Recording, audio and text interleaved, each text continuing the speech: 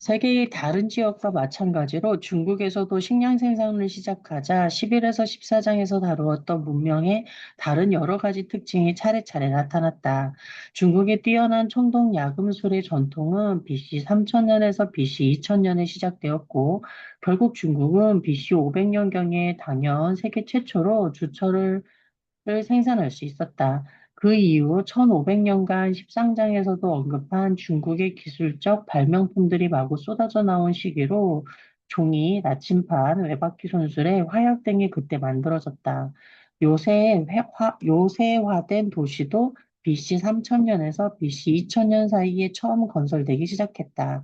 당시 묘지는 소박한 무덤과 화려하게 꾸민 무덤 등 매우 다양한 것으로 미루어 계급 구별이 생겼음을 알 수 있다. 지배자들이 평민들의 대규모 노동력을 동원할 수 있는 계층화된 사회가 이루어졌다는 사실은 도시를 둘러싼 거대한 방어용 성벽이나 장엄한 궁궐, 그리고 나중에 남중국과 북중국을 연결한 대운하, 연장 1600km가 넘는 세계에서 가장 긴 운하로도 입증되고 있다. 문자는 BC 2000년에서 BC 1000년의 것들로부터 남아있지만 아마 그보다 일찍 만들어졌을 것이다.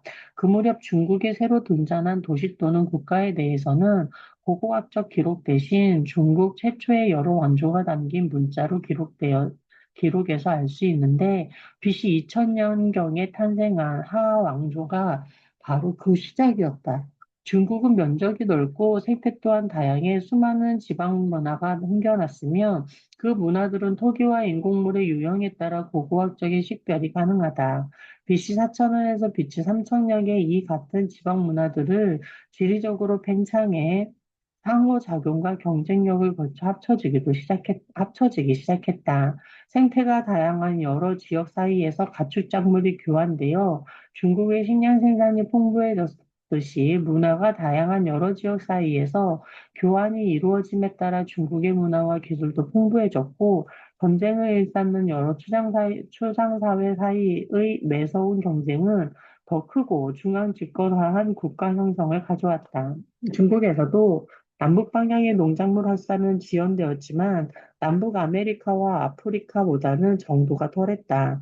왜냐하면 중국의 남북 방향은 거리가 짧았고 멕시코 북부와 아프리카처럼 사막으로 단절되거나 중북 아메리카처럼 비좁은 지역으로 단절되지 않았기 때문이다. 동서로 흐르는 중국의 긴 강들, 북부의 화성어강과 남부의 양쯔강은 해안과 내륙 사이에서 농작물과 기술의 확산을 도왔으며 동서 방향이 넓고 지형도 비교적 완만해 결국 두 강이 운하로 연결되었으므로 남북 방황의 교환도 쉬워졌다.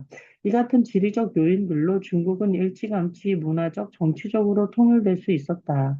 서유럽의 경우에는 모양이 비슷한 땅이면서도 지형이 험난하고 각 지역을 이어주는 강이 없어 오늘날까지도 문화적, 정치적 통일이 이루어지지 못했다. 동아시아에서 가장 혁신적으로 문물을 발전시킨 중국.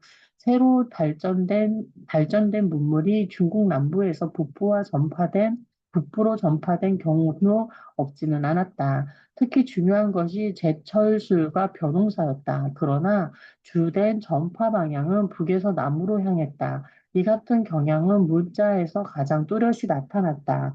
서유라시아에서는 수메르의 성형 문자, 이집트의 상형 문자, 히타이트 문자, 비노스 문자, 셈 문자 등 수많은 초기 문자 체계가 만들어졌지만 중국에서 주로 사용된 문자 체계는 단 하나였다. 이것은 북중국에서 완성되고 전파되어 다른 미숙한 문자 체계들을 견제 또는 대체하면서 오늘날까지 중국에서 사용되는 문자로 발전했다.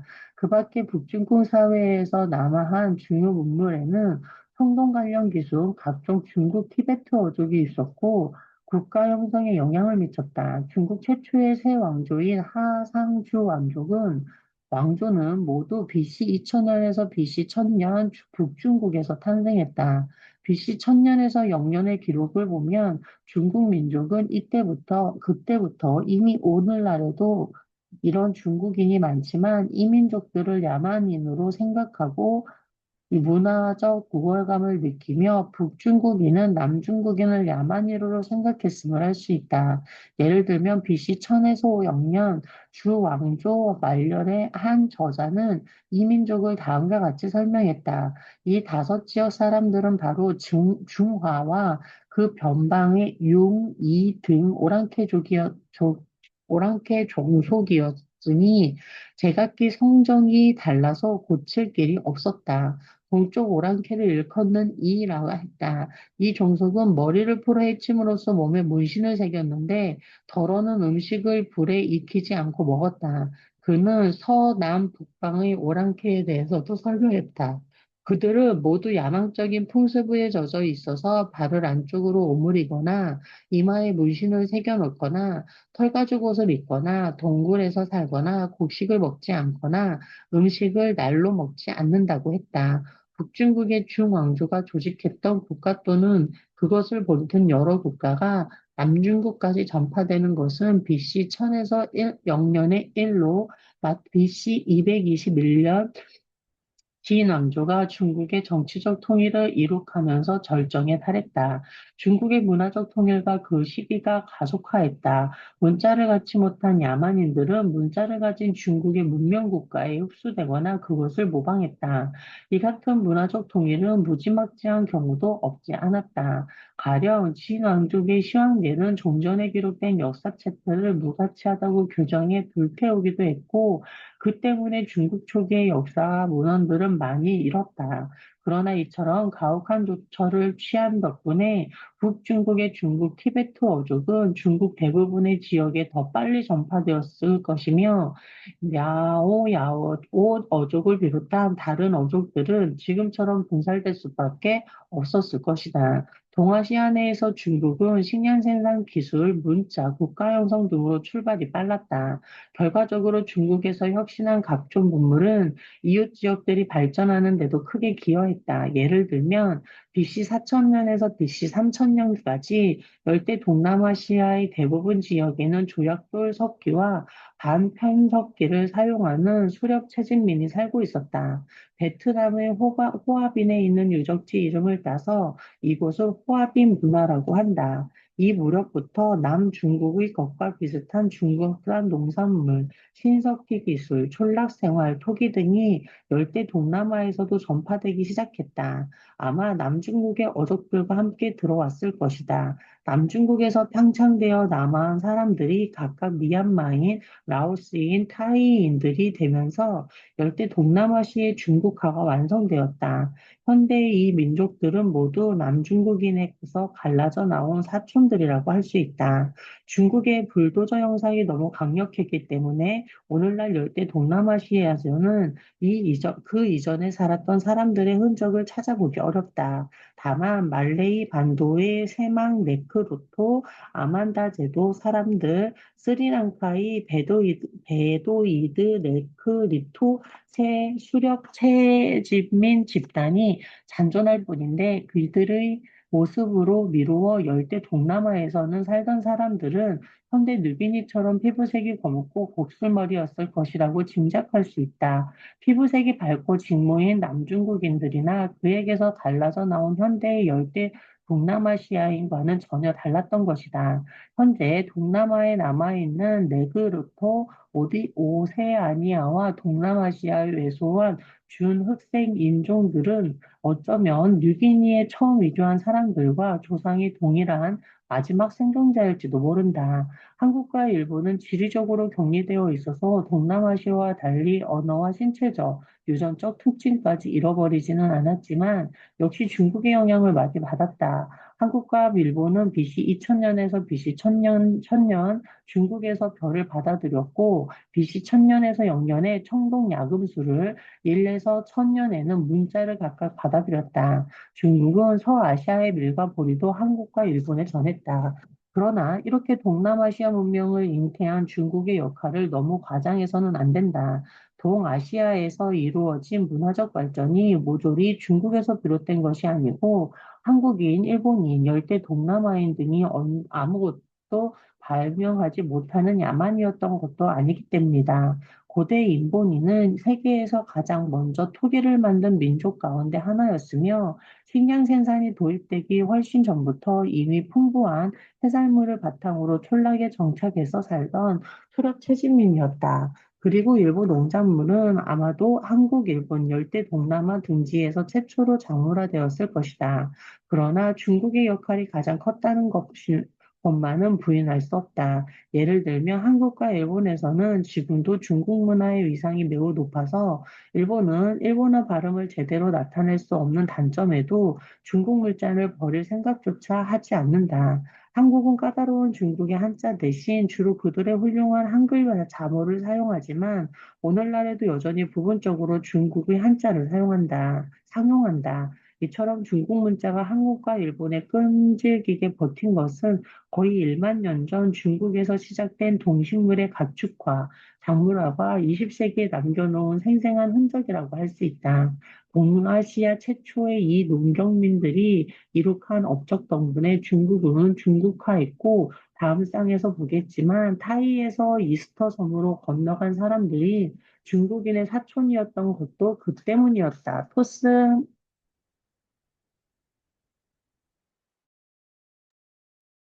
17. 동아시아와 태평양 민족의 충돌. 중국 이주민들은 어떻게 폴리네시아인이 되었을까? 나에게 태평양 여러 섬의 역사는 인도네시아령 뉴기니의 주도인 자야프라에서 3명의 인도네시아 친구와 함께 어느 가게에 들어갔을 때의 일로 요약된다.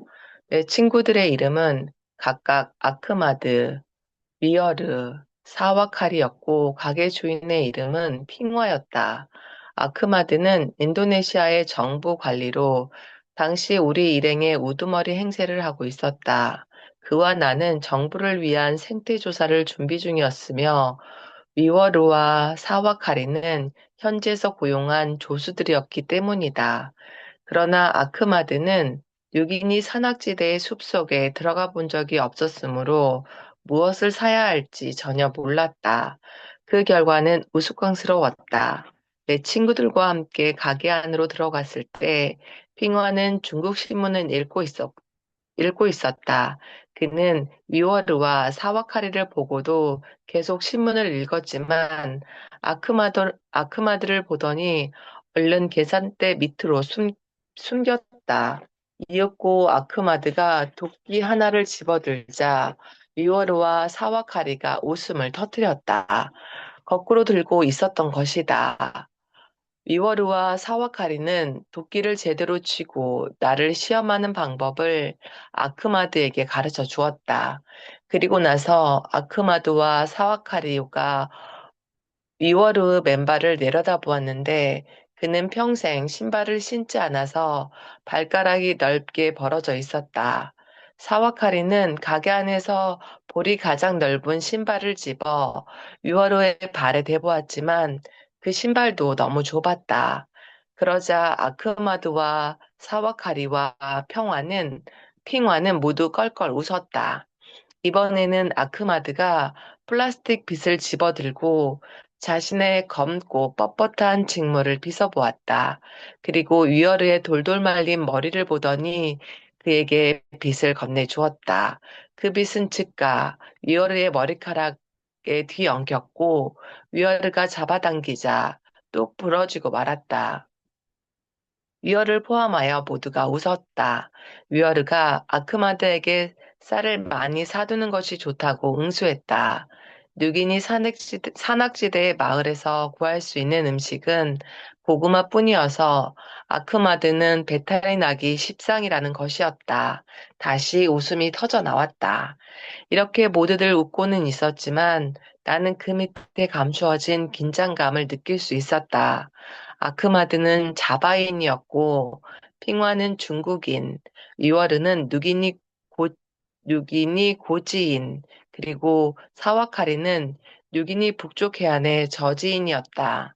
인도네시아 정부는 자바인들이 장악하고 있는데 이 정부가 1960년대에 뉴기니 서부를 합병하면서 뉴기니인들의 저항을 폭탄과 기관총으로 진압했다.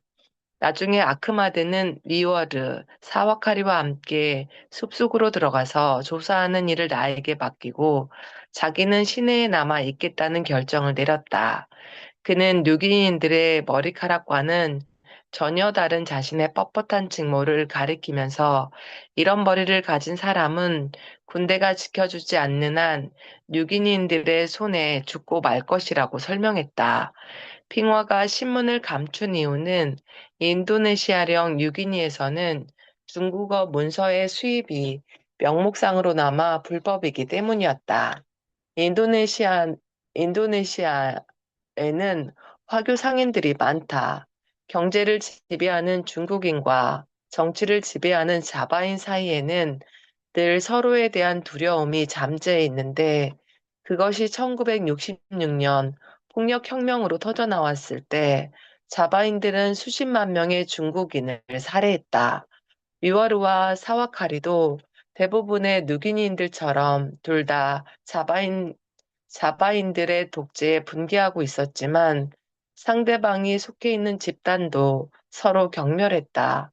고지인들은 저지인들이 사고야자나 파먹는 나약한 놈들이라며 무시하고 저지인들은 고지인들이 대가리만 큰 야만인이라면서 무시하는 시기다. 그 말에는 머리카락이 돌돌 말려 머리가 커 보인다는 뜻도 건방지다는 뜻도 내포되어 있다.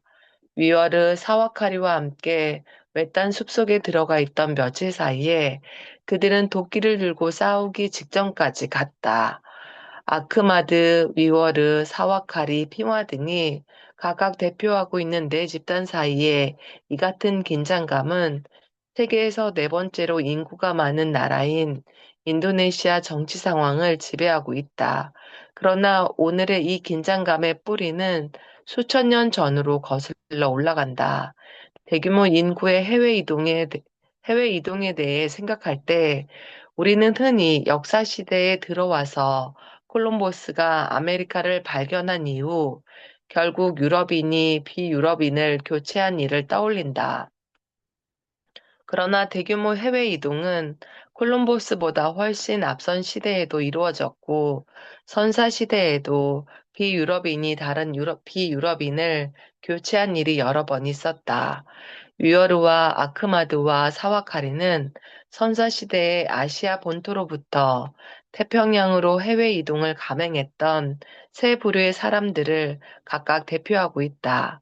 위어르가 대표하는 고지인들은 아마 4만 년 전 이전에 이미 아시아로부터 뉴기니에 이주한 사람들의 후손일 것이다. 아크마드의 조상들은 남중국 해안에서 출발하여 약 4천 년 전 자바섬에 도착했고, 위어르의 조상들과 관계가 있던 그곳 사람들을 교체했다. 그리고 사와카리의 조상들은 약 3,600년 전 뉴기니에 도착했다. 그들은 바로 남중국 해안에서 출발한 사람들의 일부분이었다. 한편 핑화의 조상들은 지금도 중국을 차지하고 있는 사람들이다. 아크마드와 사와카리의 조상들이 각각 자바와 뉴기니로 이주했던 인구 이동을 일컬어 오스트로레시아인의 팽창이라고 한다. 이것은 지난 6천 년 동안 일어난 인구 이동 중에서 규모가 가장 큰 편에 속한다. 그들은 그들의 한 갈래는 태평양에서 가장 외딴 섬까지 빠짐없이 차지한 폴리네시아인들이었다. 이들은 신석기 시대 인류 중에서 가장 뛰어난 항해자들이었다. 오스트로네시아어족의 언어들은 오늘날 마다가스카르 섬에서 섬에 이르기까지 지구 면적의 절반이 넘는 지역에서 모국어로 사용된다. 빙하기 말기 무렵의 인구 이동을 다루는 이 책에서 오스트로네시아인의 팽창은 핵심적인 위치를 차지하고 있는 사건이며 가장 중요한 현상의 하나로서 설명할 필요가 있다. 어째서 중국 본토에서 출발한 오스트로네시아인들이 자바섬을 비롯한 인도네시아 전역으로 이주하여 원래 그곳에 살고 있던 사람들을 교체하게 되었을까? 어째서 그 반대로 인도네시안, 인도네시아인들이 중국으로 이주하여 중국인들을 교체하지 않았을까? 그리고 인도네시아 전역을 차지한 후 오스트로네시아인들은 뉴기니 해안의 좁고 기다란 저지대만 차지했을 뿐, 어째서 뉴기니 고지대에 살던 위워르의 동족들을 완전히 몰아내지는 못했을까? 중국인 이주민의 후손들은 어떤 과정을 거쳐 폴로네시아인이 되었을까? 오스트로네시아, 오스트로네시아 어족 4개 어파의 동질성. 오늘날 자바섬을 비롯하여 인도네시아 섬들의 대부분, 가장 동쪽에 위치한 섬들을 제외, 대부분과 필리핀에 사는 사람들은 대체로 동질성을 가졌다. 이 섬들에 거주하고 있는 사람들의 외모와 유전자는 남중국인과 유사하고 열대 동남아시아인, 특히 말레이 반도 사람들과는 더욱 유사하다. 그들의 언어도 동질성을 갖고 있다. 인도네시아 중부 및 서부와 필리핀에서는 374개 언어가 사용되고 있다. 그 모두가 서로 가까운 관계이며 오스트로, 오스트로네시아 어족 중에서 동일한 준어파, 서말레이 폴레, 서말레이 폴레시아에 속한다. 아시아 본토에서 오스트로네시아계 언어들은 말레이 반도에도 존재하고 베트남과 캄보디아에도 소규모로 고립되어 남아있지만 이들 지역은 인도네시아 섬 중에서 가장 서쪽에 있는 슈마트라 및 보르네오 섬과 가까운 위치에 있다. 아시아 본토의 다른 지역에서는 전혀 발견되지 않는다. 후스. 오스트로네시아계의 낱말 중에서 영어에 도입된 낱말 중에는 폴리네시아계 언어에서 금기와 문신, 필리핀의 타갈로어에서 숲, 그리고 말레이어에서 맹렬한 상살욕을 수반하는 정신 창난 밀랍을 이용한 염색법, 우랑우탕 등이 있다. 이처럼 인도네시아인과 필리핀들의 유전자와 언어가 동질성을 갖고 있다는 사실은 얼핏 보기에는 중국의 언어에서 동질성이 지배적이라는 사실만큼이나 놀랍게 여겨진다. 자바에서 발견되는 저 유명한 호모 에렉투스의 화석은 인도네시아 서부에서 인류가 적어도 100만 년 동안이나 살고 있었음을 입증한다. 그 정도의 시간이면 인간의 유전자와 언어가 다양해지고 열대성 기후에도 충분히 적응할 수 있었을 텐데, 이를테면 많은 열대인들처럼 검은 피부를 갖게 되는 식으로 인도네시아인과 필리핀은 피부색이 밝다. 또 한 가지 놀라운 점은 인도네시아인과 필리핀인은 밝은 피부색을 제외한 신체적 특징과 유전자에서 열대 동남아시아인 및 남중국인과 매우 비슷하다는 사실이다. 지금도 살펴보면 4만 년 전의 인류가 뉴기니 및 오스트레일리아로 건너가기 위해서는 분명히 인도네시아를 거쳤을 것이다. 따라서 현대의 인도네시아인들은 당연히 현대의 뉴기니 및 오스트레일리아인을 닮았을 거라고 생각하기 쉽다. 그러나 실제로 인도네시아 서부의 필리핀 일대에서 뉴기니인을 닮은 사람들은 극소수에 불과하며 필리핀 산악지대에 살고 있는 네그리토만이 뉴기니인과 닮았을 뿐이다. 열대 동남아시아에 대해 설명할 때 세계의 잔존 집단이 뉴기니인을 닮았다고 했다. 필리핀의 네그리토들도 어쩌면 뉴기니로 건너간 위어르의 선조들과 한 뿌리에서 갈라져 나온 잔존 집단일지도 모른다.